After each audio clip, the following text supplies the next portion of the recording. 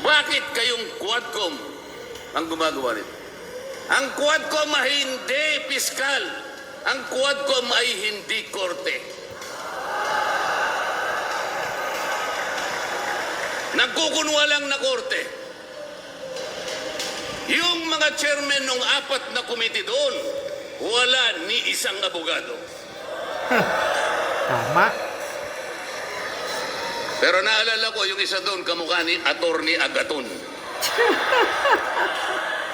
Mukha ni Attorney Agaton.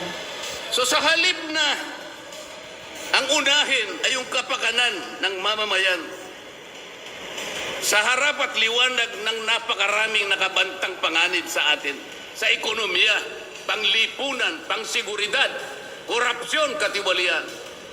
Bakit ang inuuna ay usigin ng isang tao na hindi naman ipadataan sa tamang proseso ng batas? Correct. Pangalawa, tinawag po nila ang pangalawang Pangulo sa 2 pagkakataon. Una po, nung magpipresent siya ng budget. Ang pinipresent po niyang budget ay budget for 2025. Akalain po ninyo ang gusto nilang tanungin ay yung pagkakagasta ng kanyang budget noong 2022 and 2023. Saan ka naman nakakita ng ganong klaseng direksyon? 2025 ang dapat pag-usapan, ang kanilang pilit na itinatanong ay paggamit o paggasta niya noong 2022 at 2023. Kaya nga. Ang Paulit-ulit. sabi po ng Vice President, siguro na inis na rin, I forgo my opportunity to defend this 2025 budget and I leave it to the discretion of the House of Representatives as presented. Oh, ayaw pa nilang tanggapin. Ang ibig sabihin, ayaw ko nang idepensa sa inyo. Bahala na kayo. Kung anong gusto nyong ibigay sa akin, bahala na kayo. Kaya nga. Ano pong ginawa nila? Na hindi. Kinakailangang masagutin mo lahat ito. Walang exempted dito. Kahit anong ngayon siya, kailangan namin tama po yung lahat po ng paggasta ng pera ng bayan ay kailangan pong suriin. Totoo po yun. Ngunit meron pong pagkakataon at panahon sa paggawa nito. Hindi po sa panahon ng pipresenta ng budget. So ang ginawa po nila, tinawag uli ang pangalawang Pangulo sa isang pagdinig sa isang komite na kung tawagin ay Committee on Good Government. Alam po ninyo yung pagsisimula nila para magkaroon ng katwiran na masabi na ang Vice President. Kinasangkapan nila yung isa sa amin, isang representative sa Maynila, tumindig at nag-privilege speech. Yung subject matter po ng kanyang privilege speech ay kaugnay po ng budget na pinagtatalunan na po sa plenaryo at sa committee. Sa tuntunin po ng House of Representatives, no one should avail of the privilege hour if the subject matter is related to a pending bill. Nandun na po yung bill sa baba, pinagsalita pa po nun yung isa. Nung banggitin ko po ito, nire-raise ko po, sabi ko, wala pong katwiran ito. Kailangan po tindigan ninyo, sundin ninyo ang ating tuntunin. Kapag hindi tayo sumunod sa ating tuntunin, sinong maniniwala sa atin na tayo may karapatang gumawa ng batas para sa ikabubuti ng ating bansa? Tama ka. Ang sabi po ng chairman, noted. Noted. Eh, saan ka naman nakakita ng ganun? Ang House of Representatives ay lugar ng pagdidebate. Doon masusuri kung sino ang may katwiran. Kung hindi magsasalita ang chairman. At pagkatapos po, sinabi ko pa, bakit baka ako, dahil lamang sa isang manifestation ng isa sa amin, ginawa na naman ninyong isang motu proprio action. Yung motu proprio po ay, ibig sabihin, ang komite sa kanyang sarili ay pwedeng mag-imbestiga sa sarili niya. Pero ginamit nila yung manifestation ng isa sa amin. Mali na naman po yun. Hindi po dapat ganun. Nung i-raise ko po yun, ayaw na naman po nilang pumayag. Samantalang ako po, I delivered a full privilege speech. DepEd din ang pinag-uusapan nun. At ang ni-raise ko po ay yung katiwalian involving more than 3 billion pesos covering 3 annual audits of the Commission on Audit. Kahit na full privilege speech, hindi man lang po ni-refer sa committee. Samantalang yung illegal po na privilege speech, dali-daling ibinigay kagad sa Committee on Good Government.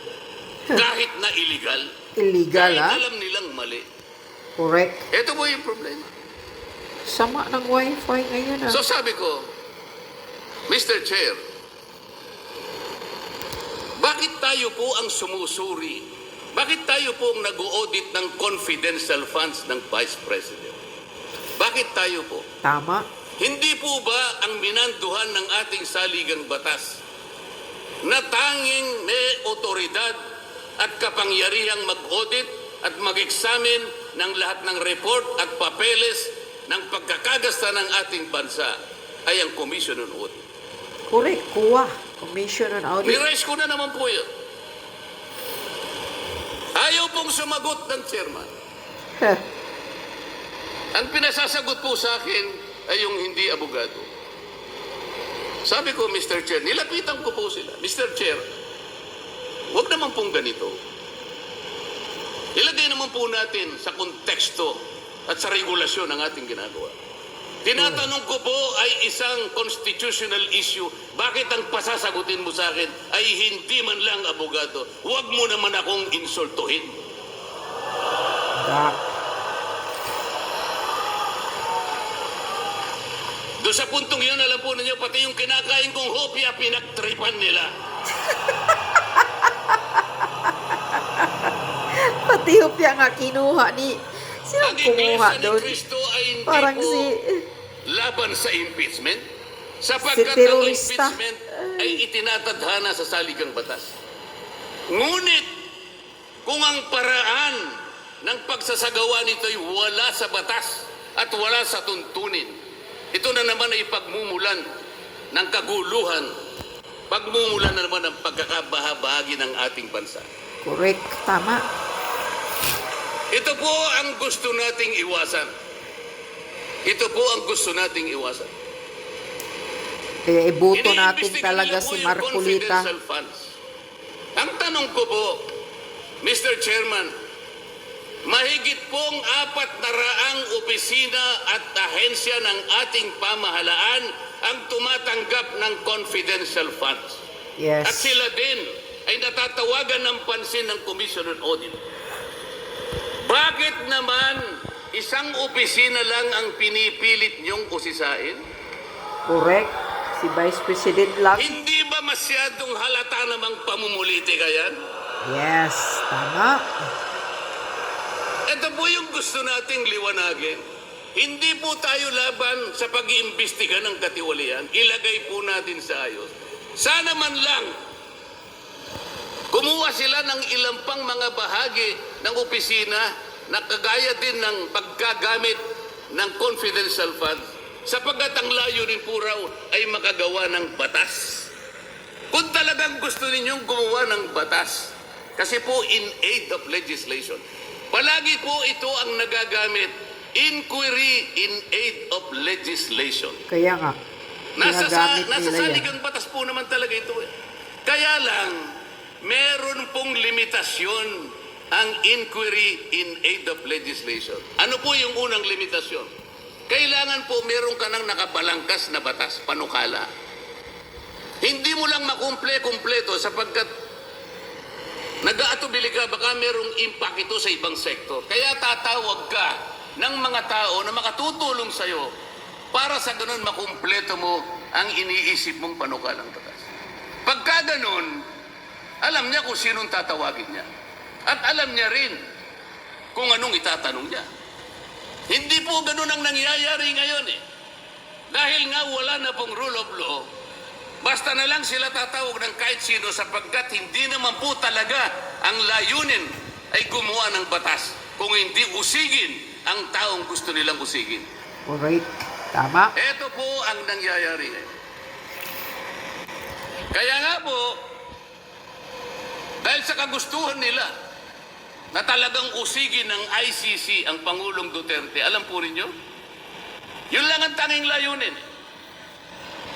Sa 13 pagdinig ng Quadcom, 13, Grabe nakapaggawa lang sila ng isang batas na kahit siguro po high school graduate pagtatawanan niya, yung kanilang panukalang batas. Bakit po?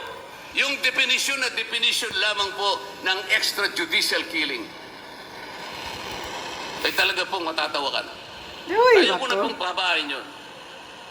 Grabe Ibig sabihin, ang layunin talaga ay hindi in aid of legislation, kung hindi in aid of prosecution, in aid of persecution. Yes, in aid of persecution.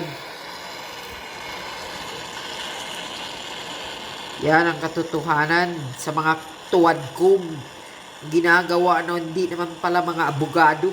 Sabi Kanina ni po, Mark mga Marcolita. kababayan, napanood po ninyo ang video na kung saan ay nagpahayag ng di pagsang-ayon si Pangulong Marcos sa namumuong impeachment laban sa pangalawang Pangulo. Ulitin ko lamang po yun. Sabi niya, tumutukoy po dun sa pagsasagawa ng impeachment. Yun na.